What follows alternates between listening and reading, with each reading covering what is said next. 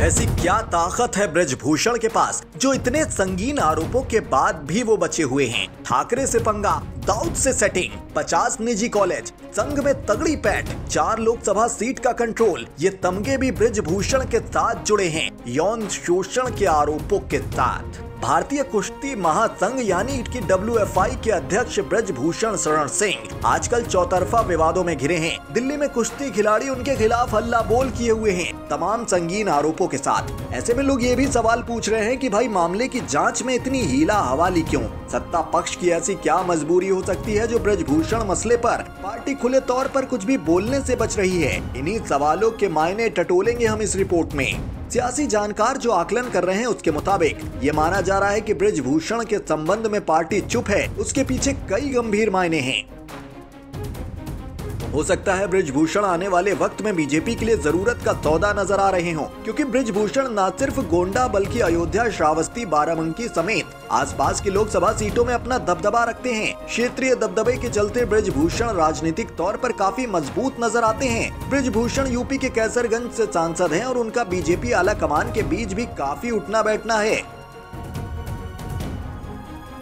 वो 1991 में पहली बार लोकसभा के लिए चुने गए थे। 66 वर्षीय ब्रजभूषण या उनकी पत्नी लगभग तब से उत्तर प्रदेश से सांसद हैं। 1996 में ब्रजभूषण का टिकट काट दिया गया था। उन पर दाऊद इब्राहिम के सहयोगियों को कथित रूप से शरण देने का आरोप लगा था। तब उनकी पत्नी केतकी देवी सिंह को गोंडा से भाजपा ने मैदान में उतारा और जीत हासिल की। वहीं 1998 में सिंह को गोंडा से समाजवादी पार्टी के कीर्तिवर्धन सिंह से एक दुर्लभ चुनाव हार का सामना करना पड़ा।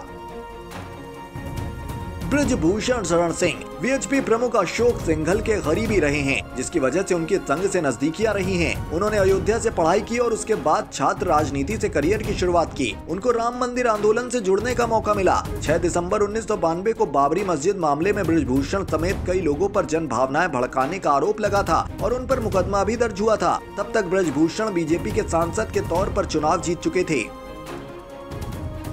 ब्रजभूषण लगभग 50 शैक्षणिक संस्थानों के जरिए अपना दबदबा कायम रखते आए हैं। ये शैक्षणिक संस्थान अयोध्या से लेकर श्रावस्ती तक 100 किलोमीटर के दायरे में फैले हैं। उनके रिश्तेदारों ने भी इस तरह के संस्थानों की स्थापना की है। स्थानीय सूत्रों का कहना है कि सिंह की चुनाव मशीनरी लगभग पूरी तरह से पार्टी से स्वतंत्र सेटअप के जरिए चलाई जाती है, जिससे लगता है कि सिंह को पार्टी और पार्टी को भी सिंह की उतनी ही जरूरत है।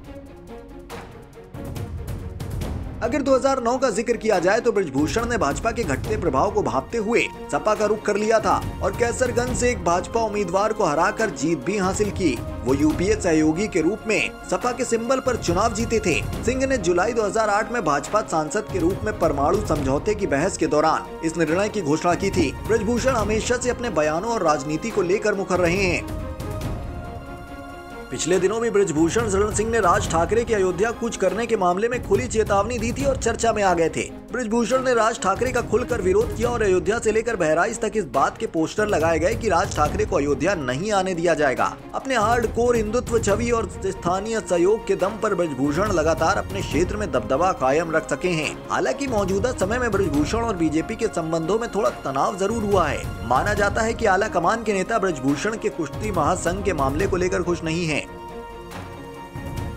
मुख्यमंत्री योगी आदित्यनाथ के साथ भी ब्रजभूषण की कोई ज्यादा नजदीकी नजर नहीं आती।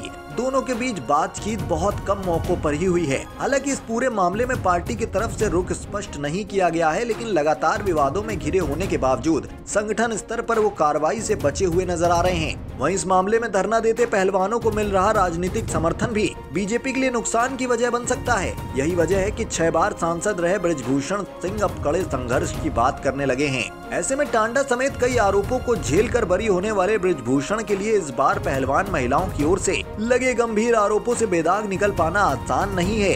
फिलहाल 2024 का लोकसभा चुनाव बीजेपी के लिए अहम है और बीजेपी विपक्ष के हाथ इस मुद्दे को भुनाने का कोई मौका नहीं छोड़ेगी, जिसका भारी खामियाजा भविष्य में बीजेपी को भुगतना पड़ जाए। आपको यहाँ ये भी खबर देते चलें कि सिंह पर 2 FIR हुई हैं। जंतर मंतर पर धरना दे रहे पहलवान गिरफ्तारी की मांग कर रहे हैं और विपक्ष ने इस्तीफे को लेकर दबाव डालना भी शुरू कर दिया है। इस बीच बीते रोज ब्रजभूषण ने प्रेस कॉन्फ्रेंस की थी और खुद पर लगे आरोपों पर सफाई दी थी। उन्होंने सफाई में कहा था कि मैं अपराधी बनकर इस्तीफा नहीं दूंगा। अपने खिलाफ दर्ज हुई FIR पर उन्होंने उन्होंने कहा कि मैं निर्दोष हूँ और जांच में सहयोग करूंगा। अब जो फिलहाल परिदृश्य है उसका सटीक आकलन कर पाना हर सियासी जानकार के लिए थोड़ा मुश्किल है। जांच आगे बढ़े, रिपोर्ट आए, उसके बाद ये तय हो पाएगा कि आरोपों में दम कितना है।